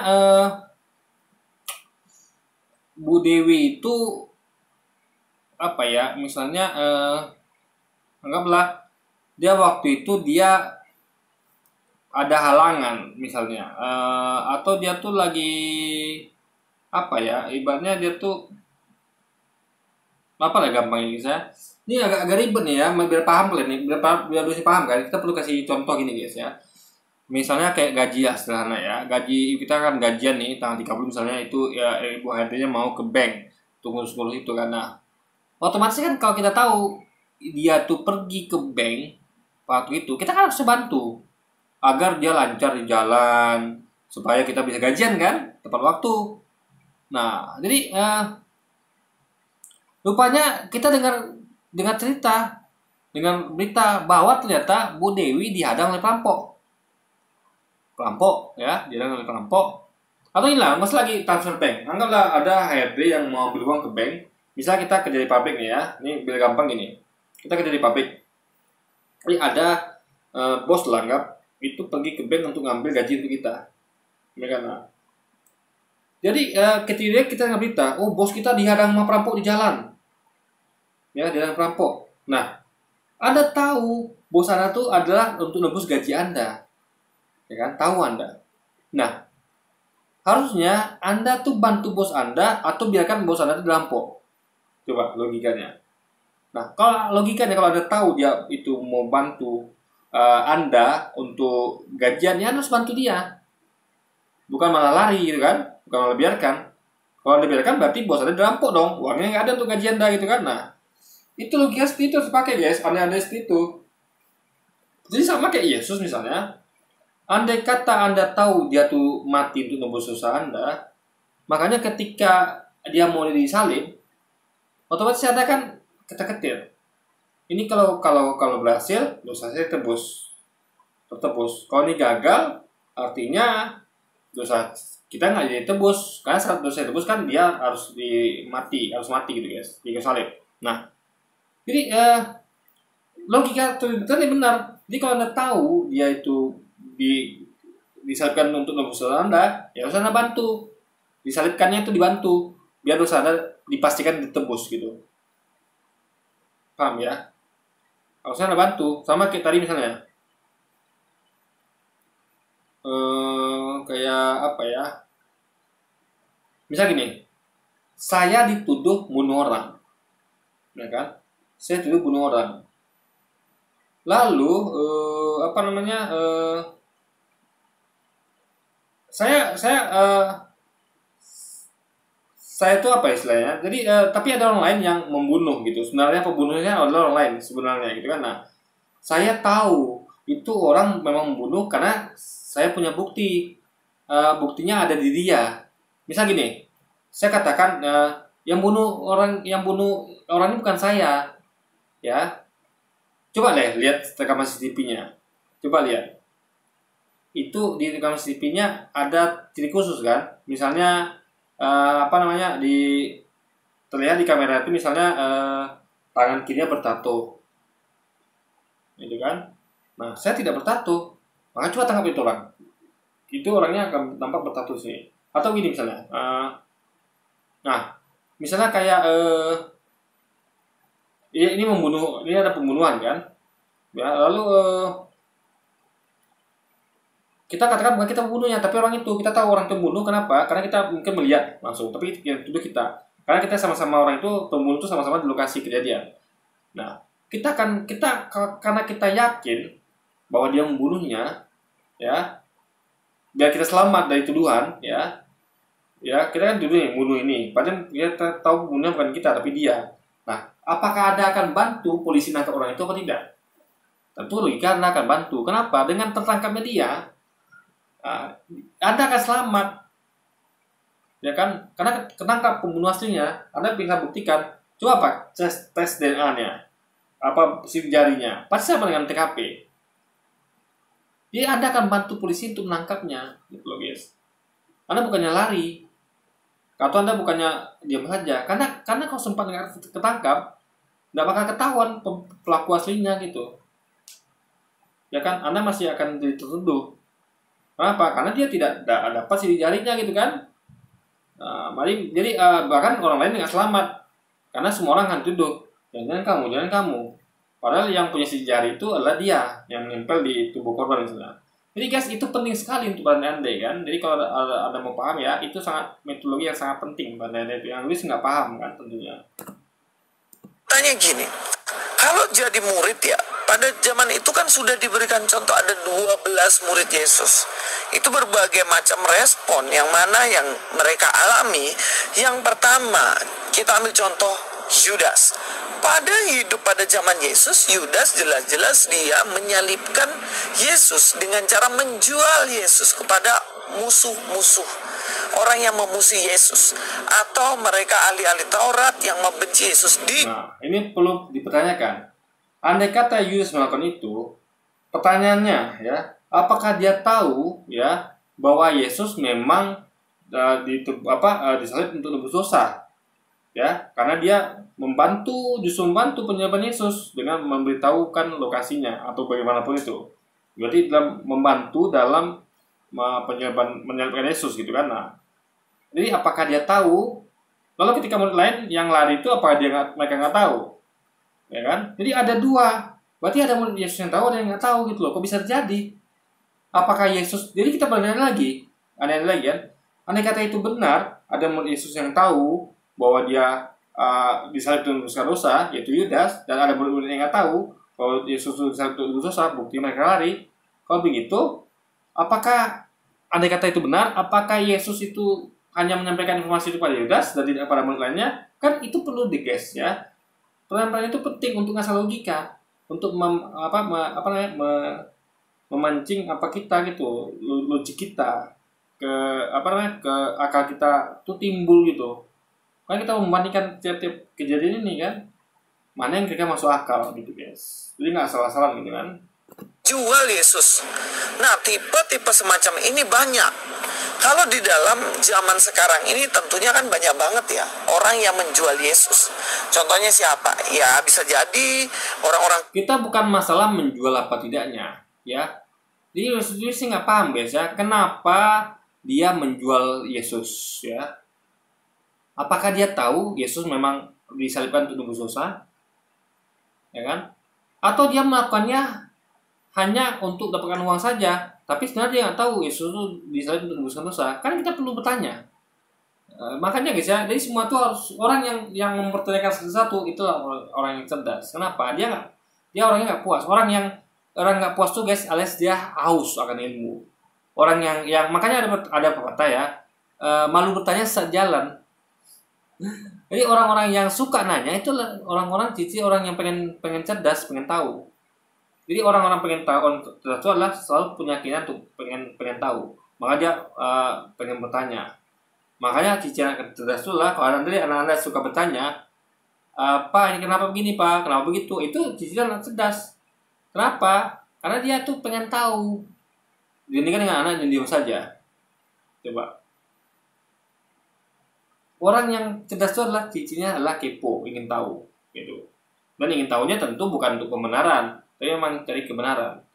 Contoh kayak misalnya Louis nih, dia kepo tentang pengen tahu juga dia. Misalnya dia pengen tahu apakah ini beneran mantan berita apa tidak, mualaf ini. Nah, tapi bedanya adalah ingin tahunya kita dengan Louis itu beda. Dia ingin tahu dipakinya untuk memfitnah bahwa ini bukan mantan pendeta. Jadi ingin tahunya tuh nggak murni, ingin tahunya tuh nggak ingin tahunya tuh bukan untuk cari kebenaran, tapi untuk pembenaran. Kalau kita tidak, kita akan tricky betul. Pengen tahunya adalah ini benar mantan pendeta nggak? Jadi kita tuh akan melihat dari sisi yang objektif, gitu, ya kan? Kita akan jadi kita tuh tidak berasumsi condong sebelah kayak dia kan? Dia condong sebelah dengan misalnya kayak kalau nggak ada ijazahnya tunjukkan berarti palsu. Gimana bisa? Coba orang nggak mau menunjukkan ijazah kalau dikatakan itu ijazah palsu gitu kan? Nah, jadi guys hal-hal yang sebelah ini yang bukan merupakan rasa ingin tahu yang membuat rasa cerdas gitu kan? Tapi rasa tahu itu adalah harus netral dahulu. Ingin tahu, misalnya ingin tahu tentang Islam ya misalnya ada orang yang ingin tahu tentang Islam gitu kan, nah dia akan buang semua opini orang bahwa Islam itu adalah agama radikal, intoleran. Dia buang itu semua, ya kan? Dia harus netral. Bisa gini, ada orang yang berkata, nih contoh ya, ada kan framing terhadap Habib Rizik kan, Habib Rizik itu katanya intoleran. Ada tau gak Jaya Suprana? Jaya Suprana ketika wawancara Habib Rizik, dia terkejut. Oh ternyata orangnya nggak seperti yang diberitakan media. Anda tahu kan? Teman-teman tengok deh, klik di Google ya, cari video di YouTube atau dimanapun itu ya, pendeta Jaya Suprana tuh mewawancari Habib Rizik atau Aiman lah. Aiman tuh wawancari Habib Rizik. Nah, tentu mereka tuh berbekal wawancara itu dari berita-berita media bahwa Habib Rizik itu adalah orang radikal, intoleran, keras dan segala macam. Nah, tapi mereka karena pengen tahu tentang Habib Rizik yang sebenarnya, mereka buang itu opini media. Mereka buang itu berita semuanya. Jadi mereka datang ke Rizik itu dengan tujuan murni, pengen tahu yang sebenarnya, ya kan? Jadi mereka tuh betul-betul menganggap diri mereka tuh adalah nol. Jadi betul-betul dari posisi tidak memihak ke media, tidak memihak ke Rizik. Jadi mereka betul-betul melepaskan semua berita media dan melepaskan semua terus ada juga orang-orang yang membela Rizik kan. Nah, mereka harus lepas itu semua. Mereka harus berada dalam posisi netral ketika di depan Rizik. Dan disitulah mereka mulai bertanya. Nah, ketika Rizik menjelaskan, mereka memakai logika. Oh, andai ini kata Rizik benar, artinya sebenarnya begini, gitu kan? Andai kata yang kata Rizik benar, berarti begini, gitu. Contoh, misalnya gini. Kalau Rizik berkata ya, bahwa nggak semua daerah itu yang di demo atau di pasar tutup sama dia, nggak semua tempat. ada tempat-tempat yang itu namanya ada dakwah. Dia menjelaskan seperti itu kepada pendeta Yesus Prana. Jadi ada dakwah itu adalah tempat maksiat ya, kayak perjudian, pelacuran, di mana masyarakat di situ itu adalah mendukung dalam artian mungkin di situ orang muslimnya sedikit, atau mungkin di situ memang masyarakatnya terbantu, dalam artian terbantu bukan terbantu apa ya, terbantu dalam hal maksiat, enggak. Masa tuh terbantunya adalah mungkin ada yang warga masyarakat yang di situ jadi tukang parkir atau kerja situ, sehingga ekonomi mereka terbantu gitu kan, sehingga mereka mendukung tempat itu. Nah, untuk area itu, kata Rizik itu ada dakwah. Jadi mereka tuh tidak melakukan penutupan ya, dalam keadaan untuk menutup gitu kan. Tapi mereka hanya dakwahin saja, khusus untuk dakwah. Nah, jadi dengan itu dia tuduh, oh berarti Rizik ini adalah dia motif setoran. Makanya tempat itu nggak tempat itu nggak dibubarkan gitu kan. Nah, jadi kita keluarnya di sini. Nah, andai kata itu benar ya, bahwa itu memang nyogok Rizik dan FPI sehingga tidak dibubarkan. Andai kata itu benar, artinya nggak ada dong sama sekali masyarakat di situ yang kerja di situ, ya kan? Tapi andai kata yang disampaikan Rizik benar, artinya memang ada masyarakat yang kerja di situ, entah jadi tukang parkirnya, entah jadi ini ya. Jadi guys, kita pakai logika, andai-andai itu penting untuk menganalisa, misalnya kayak tadi itu yang benar Rizik atau media saling bahwa tempat-tempat begitu tuh adalah menyogok Rizik. Sementara Rizik mengklaim bahwa itu ada dakwah, masyarakat setuju, ya, karena mereka juga perlu tempat itu untuk nafkah mereka gitu. Nah, makanya harus diandai-andaikan. Andai kata Rizik benar, maka harusnya begini. Andai kata media itu benar, maka harusnya begini. Nah itu guys, jadi penting andai-andai itu ya. Jadi untuk mencari kebenaran gitu. Jadi bukan pakai metodologi egoisme atau mau menang sendiri. Oh pokoknya kita itu fakta, nggak begitu metodologinya.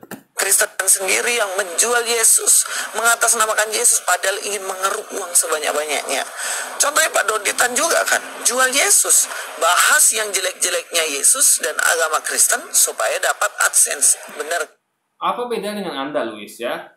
Bahas tentang mualaf, bahas tentang mantan pendeta, bahas tentang ustaz-ustaz kita, Ustaz Munzir, Ustaz Busoma lainnya, kan untuk cari AdSense juga kan? Ya kan? Anda juga menjelekkan ulama-ulama kami kan? Ya kan? Menjelekkan para mualaf kan? Ada katakan para mualaf ustaz itu adalah para penipu, tukang bohong, ya kan? Radikal dan segala macam. Itu kan untuk nyari AdSense juga kan? Ini Luis nih guys ya, dia nih apa ya? Gak sadar kalau apa yang diucapkannya itu adalah menimpa dirinya sendiri. Lebih cocok didapatkan ke dia sendiri gitu.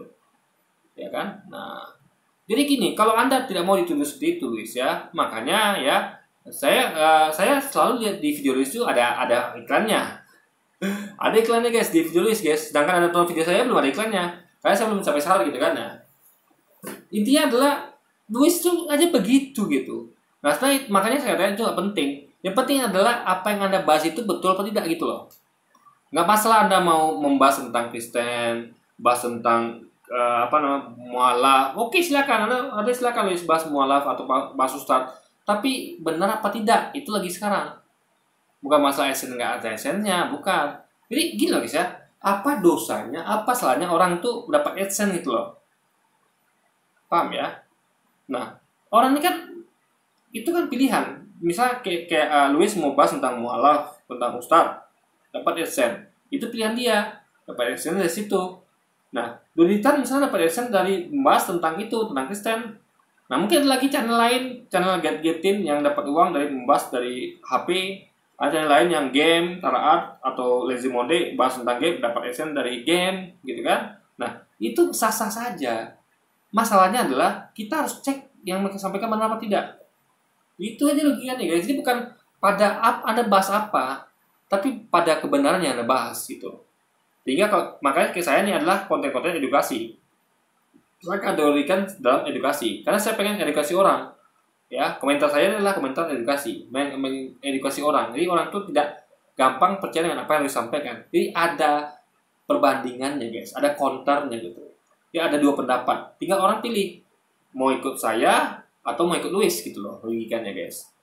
Nah itu mencerdaskan namanya, memancing orang untuk berandai-andai. Andai Bobby yang benar, artinya begini, harusnya begini. Kalau Louis yang benar, harusnya begini. Jadi saya justru di konten saya itu dengan komentar itu berarti mengajak orang-orang untuk berandai-andai. Jadi mereka tuh harus berandai-andai untuk menentukan kebenaran dengan berdasarkan tingkat kekuatan yang tinggi gitu. Jadi penting sekali guys andai-andai itu gitu kan.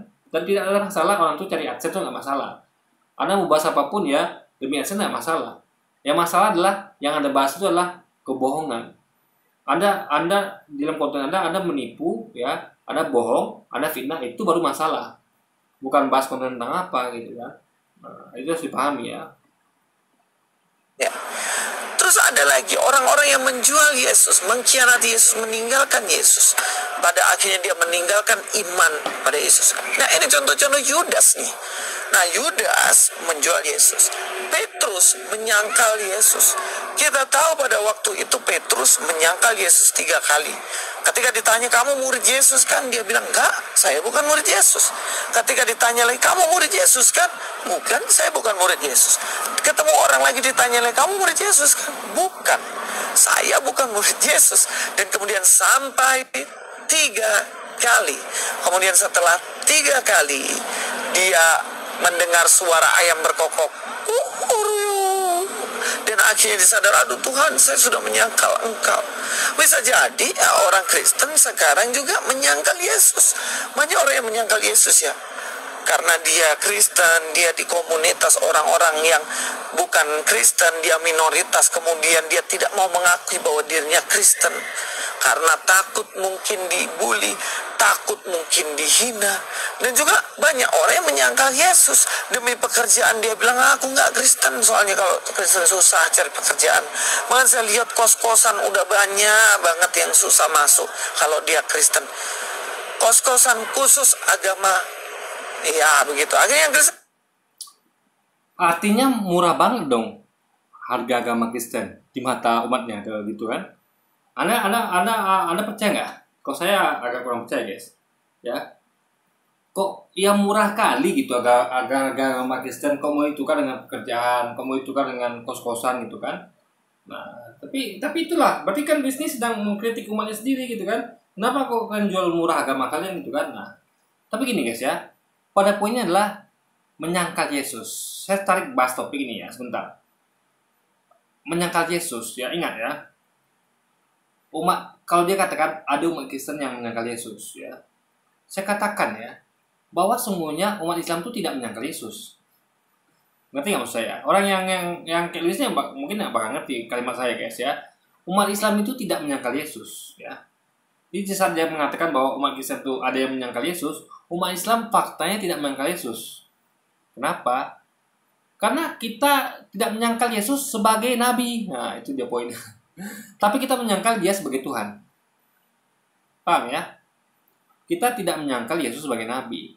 Kita menyangkal dia sebagai Tuhan. Makanya rukun iman itu percaya termasuk kepada nabi-nabi gitu ya. Misalnya Nabi Isa atau Nabi Yesus.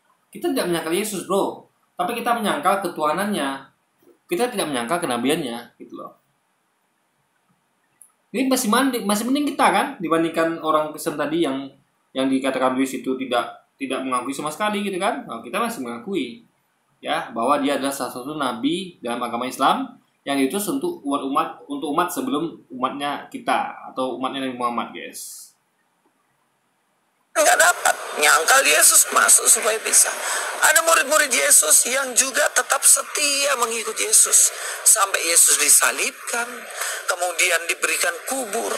Salah satunya Yusuf Arimatea, di mana dia bersedia memberikan kuburnya untuk Yesus. Ada murid-murid Yesus yang kabur dan nggak tahu kemana, kembali lagi jadi nelayan, pergi. Ya dia apa Yusuf Arimatea itu apa nggak tahu kalau itu bukan Yesus tapi orang yang serupakan guys. Sama kayak tadi misalnya, yang misalnya nih ya, contoh lagi misalnya kayak yang tadi di Cina itu kisah serangga, ya.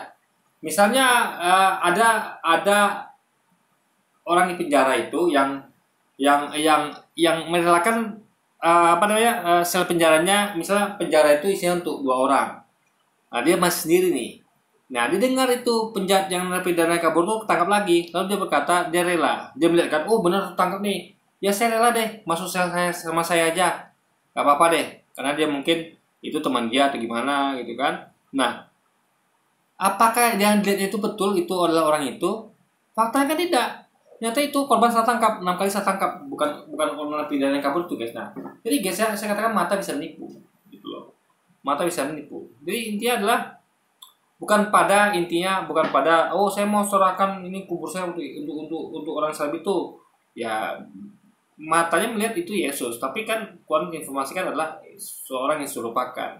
Makanya guys, kita tuh harus hati-hati gitu untuk melihat sesuatu tuh kadang-kadang tidak seperti yang mata kita lihat. Contoh juga kita melihat misalnya ada kayu ya yang ditancapkan di dasar sungai atau apa gitu kan, kolam, kelihatannya yang airnya jernih, kelihatannya dari luar itu kayunya bengkok kan, padahal kalau kita cek lurus gitu. Jadi bengkok itu adalah fata morgana gitu, efek dari apa gitu saya lupa ya. Jadi sebenarnya kayunya nggak bengkok tapi lurus guys. Nah, tapi mata kan bisa menipu. Tapi kalau Anda cabut itu kan, Anda kan tahu ternyata kayunya lurus nggak bengkok guys. Kabur, kunci diri dalam rumah.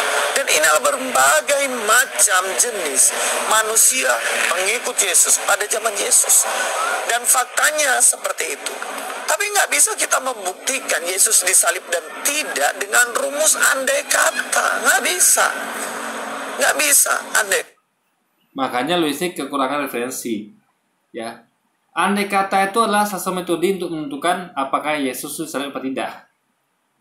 Karena kita bertanya, andai kata Yesus salib, maka harusnya andai kata Yesus itu tidak disalib, maka harusnya itu perlu. Andai kata itu perlu. Andai kata Louis ini ya cerdas, maka harusnya andai kata Louis tidak cerdas, maka harusnya kita perlu berandai-andai. Gitu loh. Ini untuk menentukan Louis ini cerdas apa tidak cerdas, kita perlu berandai-andai. Contoh, ya saya detailkan ya. Andai kata Louis cerdas, harusnya dia mengerti bahwa metodologi yang benar itu adalah bukan metodologi dari egoisme yang mengatakan bahwa kitab saya yang benar, fakta, kitab lain tidak. Nah, tapi andai kata dia cerdas, harusnya dia memakai metodologi ya berandai-andai yang akan saya jelaskan tadi, atau metodologi cocokologi atau hafalan yang selama ini dia hina. Itu kalau dia cerdas. Nah, andai kata dia tidak cerdas, ya kan? Makanya wajar dia menggunakan metodologi yang tadi, yaitu metodologi egoisme, alias mengatakan bahwa kitab suci yang benar, fakta, yang lain bukan fakta. Itu guys, poinnya. Maka dari andai kata itu, kita bisa menentukan Louis ini cerdas apa tidak. Andai kata Louis cerdas, sebenarnya dia tidak menggunakan metodologi egoisme. Artinya Louis nggak cerdas. Paham ya? Kalau adanya Louis cerdas, ya, andai kata Louis nggak cerdas, itu yang tadi ya. Pokoknya intinya gitu guys. Jadi kita bisa menentukan kalau Louis ini memang nggak cerdas dari berandai-andai tadi guys. Gitu loh logika pikirnya. Kata. Lah kok andai kata mereka, kamu hidup di zaman Yesus, kamu menyalibkan Yesus atau tidak menyalibkan Yesus, berarti kamu nggak tahu kalau Yesus menebus dosamu. Andai kata semacam itu. Andai kata nggak cocok dipakai untuk berbicara fakta, Pak.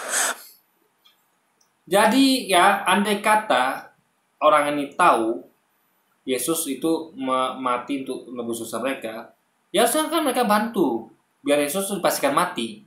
Karena kalau Yesus tidak mati, artinya gagallah penebus dosa. Kan gitu logikanya. Andai kata, ya, misalnya nih, apa ya, misalnya, andai kata, misalnya kayak, apa ya, Louis adalah harus kerja untuk membiayai adik-adiknya. Apa yang Anda lakukan? Ya Anda harus bantu Louis supaya dia kerja. Karena dengan bekerja dia, adik-adiknya semua selamat, biaya hidupnya, sekolahnya, segala macam gitu kan logikanya kan. Nah, tapi kalau Anda nggak bantu Louis, artinya Anda nggak tahu kalau Louis ini adalah tulang punggung keluarga. Paham ya logikanya? Misal Luis datang ke saya nih, Bo, tolonglah, aku butuh kerjaan nih, tolong kasih aku kerjaan. Anggap saya bos gitu kan. Nah, kalau saya tahu Luis ini adalah untuk nafkahi adik-adiknya biar bisa segala macam, saya bantu nggak? Saya bantu. Oh, ini untuk menyolokkan adik-adik kamu ya Luis? Iya, iya, asli saya bantu. Tapi kalau saya nggak tahu, ya kan? Saya nggak tahu nih, saya diam aja kan? Ah, ngapain saya bantu? Wong dia Kristen kok, atau siapa dia gitu kan? Nah, itu kan berarti artinya saya nggak tahu kalau dia tuh sebenarnya adalah untuk biar sekolah adik-adiknya, gitu loh guys, ya. Nah, jadi makanya saya nggak bantu. Tapi kalau saya bantu itu artinya ya besar kemungkinan saya tahu kalau itu adalah untuk menafkahi adik-adiknya. Apalagi kalau dia ngasih tahu kan, aku butuh kerja nih, tolong bantulah karena aku untuk nafkahi adik-adikku. Nah, kita bantu gitu kan. Nah, itu logika. Jadi harusnya ketika mereka tahu bahwa Yesus itu adalah untuk menebus dosa mereka, ya harusnya mereka bantu, gitu logikanya. Tapi itu dia guys, ada tapinya seperti tempat tadi. Kasihan guys, coba. Anda tega nggak? Kayak Anda lah, misalnya Anda seseorang yang akan nebus dosa Anda, ya. Dosa semuanya malah. Nah, tapi orangnya harus ditumbalkan, harus mati demi Anda semua. Anda tega nggak melihatnya? Kalau saya nggak tega guys. Tapi mau gagalkan gimana? Nanti nggak jadi dosa kita ditebus gitu loh. Paham nggak? Atau bisa gini, kayak ada misalnya pembunuh bayaran. Misalnya kita didatangi pembunuh bayaran. Di mana orang ini? Kamu siapa? Kita tanya kan, saya ada pembunuh bayaran. Saya dijanjikan akan dikasih uang 1 miliar kalau saya berhasil bunuh orang ini. Ini fotonya. Di mana dia? Nah, lalu dia katakan ya, kalau kalian bantu saya untuk dapatkan orang ini, bisa saya bunuh, kalau saya mau bayaran, kalian masing-masing akan saya kasih 10 juta misalnya. Ya kan? Ada 10 orang itu saya kasih 10 juta, total 100 juta. Nah, kira-kira kalau Anda tahu begitu ya, orang ini ditangkap untuk dibunuh itu adalah untuk Anda dapat di 10 juta, kira-kira Anda bantu nggak? Bantu kalau Anda memang terjutan gitu kan. Kalau Anda memang tegaan orangnya, sama kayak Yesus juga gitu. Kalau Anda tahu dia datang ke nebus Anda akan bantu kalau Anda tegaan. Tapi kalau Anda tidak tega, oh enggak, kita nggak bantu misalkan. Enggak, kita nggak tahu kalau dia nih ada di sini. Nggak tahu dia tak kemana gitu kan, kita selamatin dia kan, Anda tidak dapat uang 10 jutanya. Sama kita tadi ya, Anda tidak bantu orang itu disalibkan ya, akhirnya Yesus lolos penyaliban, Anda nggak jadi di dosanya guys. Nah itu logikanya. Jadi ada itu penting gitu. Jadi menunjukkan apa yang harus Anda lakukan itu adalah memancing logika Anda bahwa harusnya hal gini nggak terjadi gitu, nggak terjadi. Kenapa? Karena Anda akan bahasa Anda dibuat bingung oleh Tuhan, dikasih pilihan sulit, ya, dikasih tumbal gitu kan. Kalau disalib berarti dosanya dihapus, ditebus. Tapi kalau disalib dosanya ditebus, kan kita pilihan sulit. Mau dibantu, berarti Anda kejam, membantu orang dibunuh gitu kan, nggak bantu nanti gagal dosanya ditebus. Jadi saya tanya, ya orang bertanya, kenapa ada Tuhan yang ribet seperti itu? Kenapa nggak langsung aja ampuni gitu kan? Kalau memang Dia Maha Kuasa kan gitu guys. Andai kata Dia Maha Kuasa, kenapa nggak langsung ampuni saja? Apa harus membuat Anda pusing seperti itu gitu kan? Coba. Itu logika itu penting. Berandai-andai itu penting untuk mengasah logika Anda. Ini orang yang nggak berandai-andai, ya dia nggak punya referensi. Makanya kenapa Luis nggak berandai-andai? Dia tuh langsung mengklaim fakta dia Alkitab. Itu bukti dia nggak berandai-andai. Coba dia berandai-andai, dia akan berpikir sini. Andaikan akan benar, artinya memang Yesus nggak salib. Nah, dengan andai itu dia akan mengkaji Quran, dia akan bandingkan. Tapi kalau dia tidak berandai, yaitu dia akan seperti kata dalam burung. Oh pasti kita benar, dia yang salah. Gimana dia mau belajar tuh, Pak? Contoh gini lagi ya. Kalau dia nggak punya andai-andai, bisa gini. Misal dia adalah seorang karateka, praktisi karateka. Nah, sebagai seorang karateka, dia nggak mau berandai-andai nih. Nah, Lalu dia meyakini pokoknya karakternya yang terbaik, bela diri kuning yang terbaik. Nah, tapi saya tidak. Saya suka berandai. Jadi ketika saya adalah misalnya seorang karateka, saya berandai, andai kata karateka ini adalah yang terbaik, artinya karateka ini bisa dipakai untuk pertarungan di tempat yang luas gitu kan. Makanya saya bandingkan dengan olahraga lain, misalnya kayak taekwondo yang jangkauan lebih luas gitu kan. Nah, atau misalnya kayak saya adalah praktisi dari taekwondo. Lalu saya kemana deh? Kalau taekwondo ini adalah bela diri yang sempurna, yang terbaik, makanya harusnya taekwondo ini bisa dipakai di area sempit, diaplikasikan di pertarungan jarak dekat. Karena kita tahu kan taekwondo itu kan pertandingan jarak jauh, kita pakai banyak tendangan dalamnya, tendangan tinggi, tendangan sambil lompat dan segala macam. Jadi memang jangkauan kaki lebih panjang dibanding ke tangan gitu. Nah, maka kita adu dengan bela diri yang jarak dekat, yaitu Wing Chun. Ya, jadi jadi kalau nggak ada anda, kita nggak bakal melakukan itu. Kita udah percaya aja, taekwondo ini bisa semuanya kok, bisa jarak dekat, bisa jarak jauh. Tapi kalau kita mikir berandai-andai kan taekwondo memang yang terbaik, bisa menang jarak dekat juga, kenapa saya nggak coba adu dengan Wing Chun? Nah, dengan itu dia tahu, ternyata taekwondo nggak efektif kalau jarak pendek, kalah sama Wing Chun, karena Wing Chun memang untuk jarak pendek. Nah, dengan itu kita cerdas. Ternyata Wing Chun untuk jarak pendek, taekwondo jarak panjang.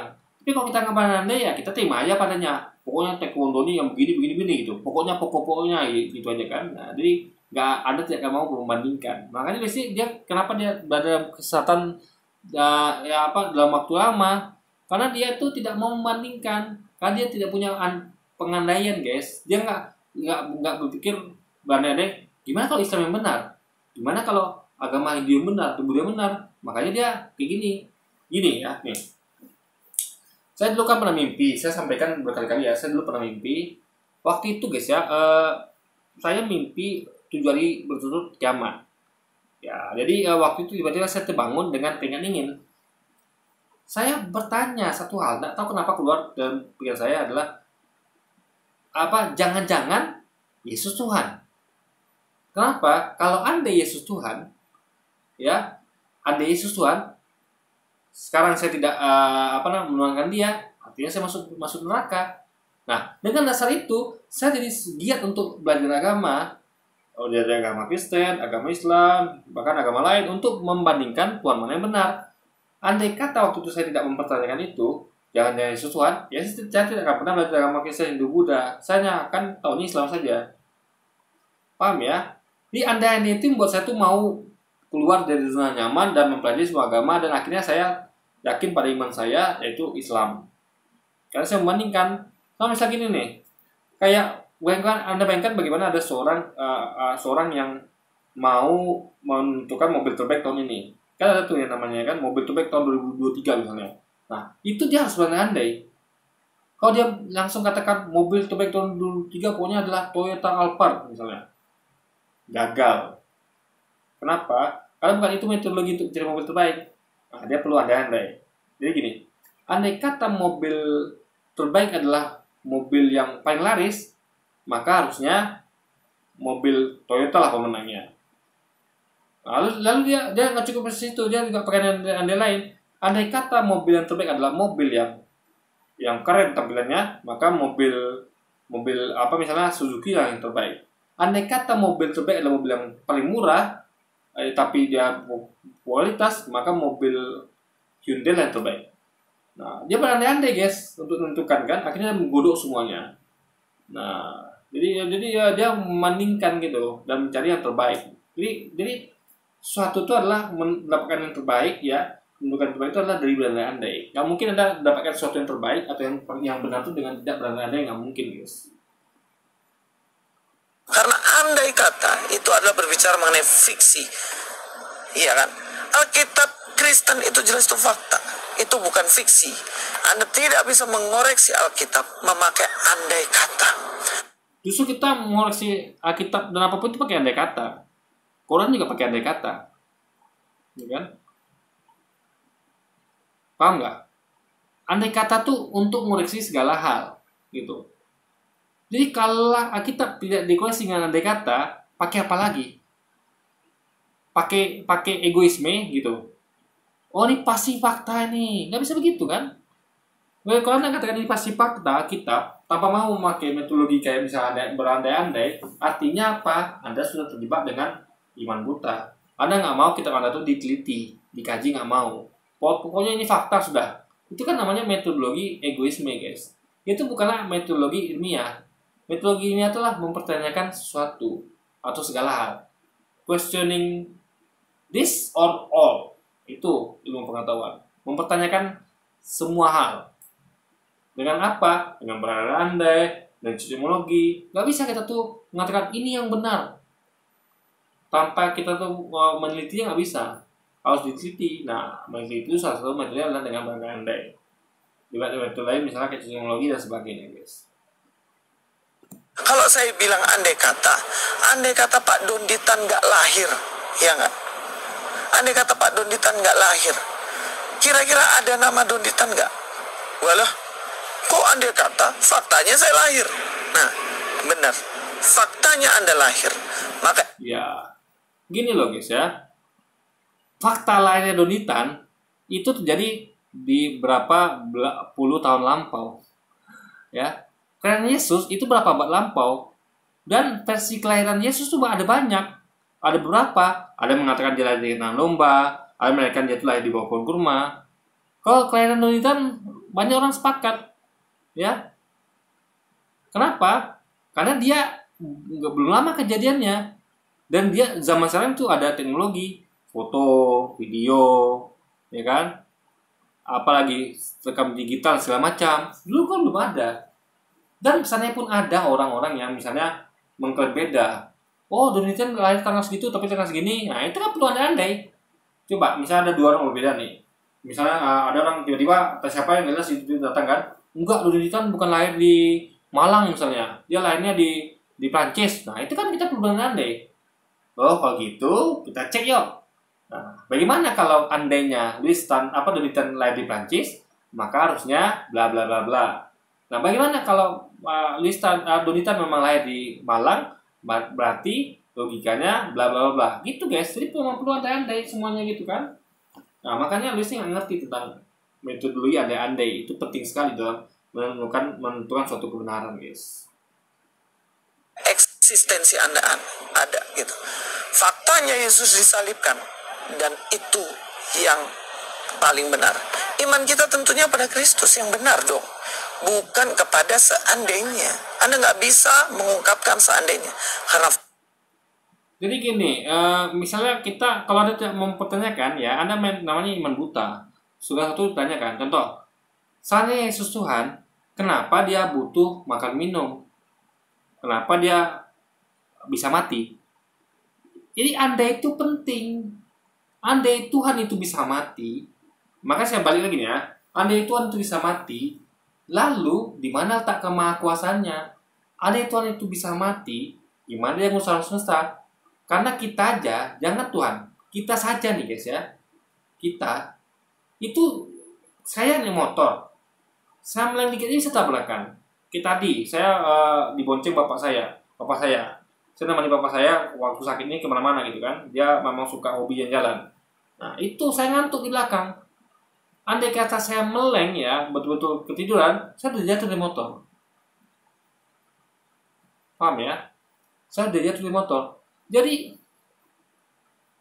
apa namanya ya? Jadi andai kata itu penting sekali gitu, ya kan? Nah jadi dalam artian itu baru saya loh. Kok Tuhan gimana? Jadi andai kata Tuhan tuh mati, jadi jangan mati lagi ya, meleng aja ya. Kita aja tahu itu bakal menyebabkan saya terjatuh dari motor. Lalu bagaimana yang dunia luas ini? Langsung saya nih, kalau untuk satu naik motor dibonceng motornya kita harus nggak boleh meleng guys, nggak boleh ngantuk, nggak boleh tidur, gitu kan? Apalagi kalau alam semesta ini yang banyak di situ yang perlu diatur. Ya, bagaimana supaya tidak tabrakan, supaya hujan turun pada waktunya, supaya segala macamnya, gimana supaya ini panen pada waktunya, bagaimana supaya ini bisa beranak pinak, sapinya berkembang biak untuk dikonsumsi manusia. Gimana kalau Tuhan itu jangan mati lagi? Tidur aja gimana? Nah, makanya itu perlu kita tanyakan. Ya, itulah logika. Kalau tidak kita akan terima aja. Tuhan tuh ternyata butuh makan minum dong. Siapa namanya? Yesus. Oh iya. Terus kita akan bertanya logika. Kok Tuhan butuh makan minum gitu loh? Sehingga kita tidak iman buta. Misal orang katakan Yesus Tuhan loh. Orang cerdas akan bertanya, Yesus Tuhan. Kok Tuhan bisa butuh makan dan minum? Kok Tuhan bisa mati? Itu orang cerdas. Tapi orang nggak cerdas ya, Yesus Tuhan loh. Oh iya. Dia nggak mau bertanya, nggak ada andai. Kalau Yesus Tuhan tuh gimana? Kenapa dia masih butuh makan minum? Dia nggak gitu guys. Jadi itulah makanya orang-orang yang cerdasnya adalah orang-orang yang tidak mau berandai-andai. Dia terima aja semuanya. Ini kayak apa yang disampaikan Alkitab tuh dia terima aja padanya. Oh ini fakta sudah. Apa dia mau berandai untuk mengujinya guys. Oke, ini mungkin sekian dulu aja video kita kali ini. Sampai jumpa lagi di video selanjutnya. Wassalamualaikum warahmatullahi wabarakatuh guys.